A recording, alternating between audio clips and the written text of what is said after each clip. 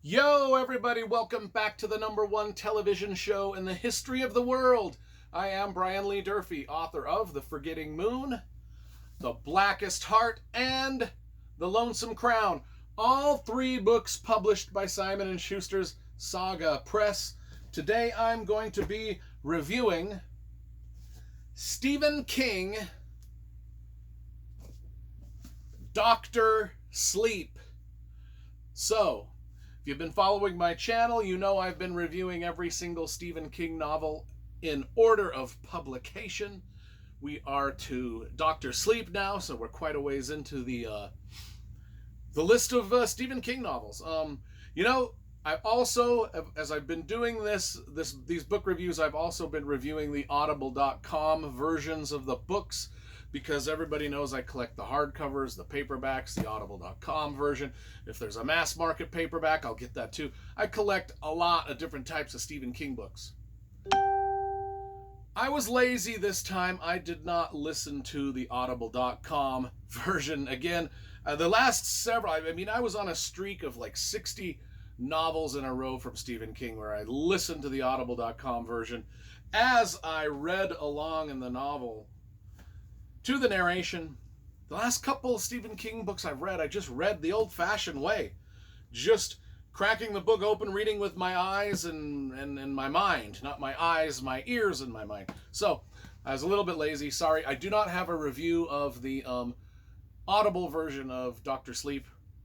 I don't even know who narrated it. Although I do have it on Audible. It is in my library on Audible. I'm sorry. Let's talk about the covers, because you know I like graphic design and cover illustration, so let's talk about these covers. I've got the original first edition hardcover version with the original cover, and then I've got the trade paperback that they came out with later. And I'll be honest, folks, neither one of these covers is really exciting me all that much. And there's a lot of Stephen King books that have some seriously dope, sick covers. Dr. Sleep ain't one of them, either in hardcover or in paperback. However, if I'm going to choose my favorite of the two, let's take a look at this one. This is not my favorite of the two. This is just a bland photoshopped thing that they've slapped a font on and a typeface and different than a little soon to be a major motion picture, whatever. It's got a nice photo of Mr. King though. Now this one is significantly better. Still not my favorite cover that I've ever seen though. It's got the ghostly writing, and if you can kind of see hidden back here a face, which is pretty cool. On the back there's the red rum, which hints back to The Shining, of course. Stephen King's classic horror novel, The Shining. So let's get into the review of this. Let's set this one over here. Put it in timeout because it sucks as a cover. And then let's just hold this one up for the review. Okay. I mentioned The Shining. This is clearly the sequel to The Shining. If you saw my review a couple years ago when I read The Shining, which was his third novel ever published. So yeah, I've been reading these in order of publication, folks. The Shining was one of the first handful of reviews I did a long time ago.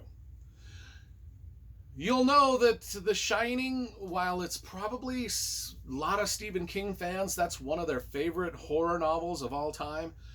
I was a little lukewarm on The Shining, to be honest with you. There's a lot of other Stephen King novels that I like way better than The Shining. And so you would think that Dr. Sleep, the sequel, would follow suit and be kind of lukewarm for me, actually. And this is going to be a controversial statement.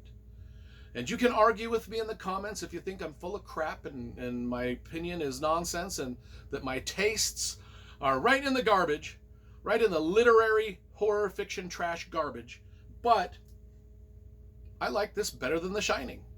By quite a bit, actually. It's a good sequel, and I just enjoyed everything about it. I already said by quite a bit. So, what is it about? What is it about? Well, it's about Danny Torrance, of course. He's the young boy from the book The Shining, and now he's grown up and he's a man, and he has these post-traumatic stress, basically from the events that happened to him in The Shining. His mom and him moved from the Colorado hotel where all the bad things happened in The Shining. They moved to Florida. He's growing up. He has weird visions. He sees ghosts. He talks to people. And plus he's just dealing with the trauma of everything. Plus he's also dealing with his magical superpower, which is the shine. Which is it's just one of those things, a magical superpower. And he's got it. He's got it. And come to find out, once he gets to be an adult, there's more people on the planet that have the shine, that can do shinings, that have the same power.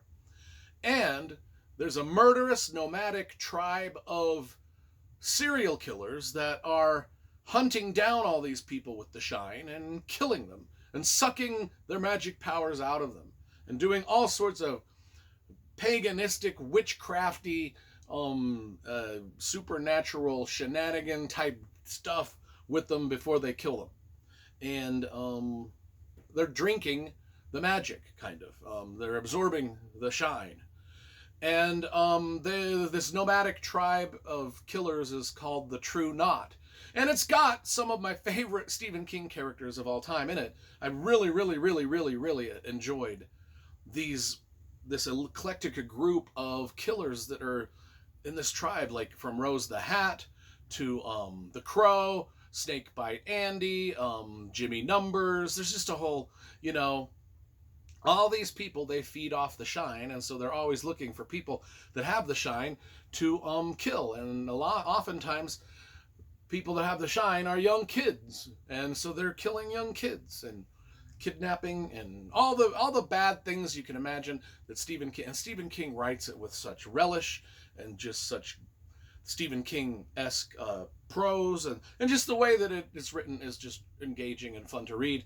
And you can tell Stephen King was having fun writing this, which is one of the selling points to me on any author. If I could tell that they're having fun writing a book, I'm gonna have fun reading it, So anyway, there's a girl named Abra Stone, and she has the shine, but she's got it powerful. She's like a powerful Jedi with the shine, or whatever, magic user, whatever, wizard, whatever they are. She's got the Harry Potter. Her Harry Potter wand thing is way more powerful than a lot of people, and she can kind of fight back a little bit against this shine. And her and Danny Torrance, who's an adult, and this girl, they kind of work together to and now Danny is an aimless alcoholic, so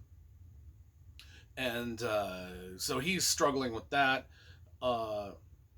Anyway, they team up and they fight the nomadic, and I'm not going to give away any spoilers other than that. That's probably all the plot I'm really going to say. Yeah, that's all the plot I'm going to give. Now, there was a movie adaptation of this, which I highly recommend. It is one of my favorite Stephen King adaptations. I thought it was great. I liked all the actors and actresses in it. And though the story doesn't necessarily follow this, even 75%, it's still pretty good for what it is. So if you want to watch the movie, or if you've enjoyed the movie, maybe you thought the movie sucked. I don't know.